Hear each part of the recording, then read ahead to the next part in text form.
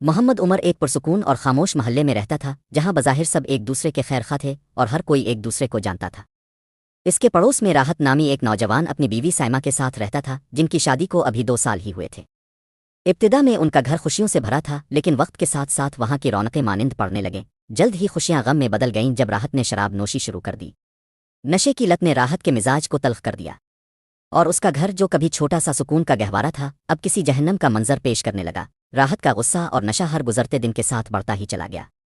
سائمہ اکثر گھر کے صحن میں خاموشی سے آنسو بہاتی دیکھی جاتی۔ محلے والے اس کی تکلیف سے ناواقف نہ تھے لیکن سب نے مصلحت کی چادر اوڑھ رکھی تھی۔ سب یہی کہتے تھے کہ یہ میاں بیوی کے نجی معاملات ہیں، ہمیں دخل دینے کی ضرورت نہیں۔ یہی بے حسی سائمہ کی زندگی کو مزید مشکل بنا رہی تھی۔ چھوٹے چھوٹے جھگڑے جو شروع میں محض ڈانٹ ڈپٹ تک محدود تھے اب باقاعدہ دھمکیوں اور ہاتھا پائی تک پہنچ چکے تھے۔ سائمہ خاموشی سے یہ سب سہتی رہی۔ اگر ان ابتدائی علامات کو دیکھ کر محلے والے رشتہ دار مداخلت کر لیتے تو شاید آنے والے المیے کو روکا جا سکتا تھا۔ ایک دن محمد عمر نے سائمہ کو روتے ہوئے دیکھا تو اس سے رہا نہ گیا اور وجہ پوچھی۔ سائمہ نے سسکتے ہوئے بتایا کہ راحت نے پوری رات اسے ڈرایا اور دھمکایا ہے۔ عمر کو سائمہ کی آنکھوں میں خوف نظر آیا جس نے اسے اندر سے ہلا کر رکھ دیا۔ عمر نے صورتحال کی سنگینی کو سمجھتے ہوئے راحت کے بڑے بھائی کو فون کیا جو دوسرے شہر میں رہتے تھے لیکن وہاں سے بھی مایوس کن جواب ملا۔ بھائی نے کہا وہ بچپن سے ہی گرم مزاج ہے لیکن ہے تو اپنا ہی خون، وہ سائمہ کو کچھ نہیں کرے گا۔ رشتہ داروں کی اس غفلت نے خطرے کی گھنٹی بجا دی تھی۔ پھر وہ بھیانک رات آئی جب سائمہ کی چیخوں نے محلے کی خاموشی کو چیر ڈالا۔ بچاؤ مجھے بچاؤ کی آوازیں پوری گلی میں گونج رہی تھیں۔ عمر جھٹکے سے نیند سے بیدار ہوا، اس کا دل زور زور سے دھڑک رہا تھا۔ اسے سمجھ آ گئی تھی کہ آج کچھ بہت برا ہونے والا ہے۔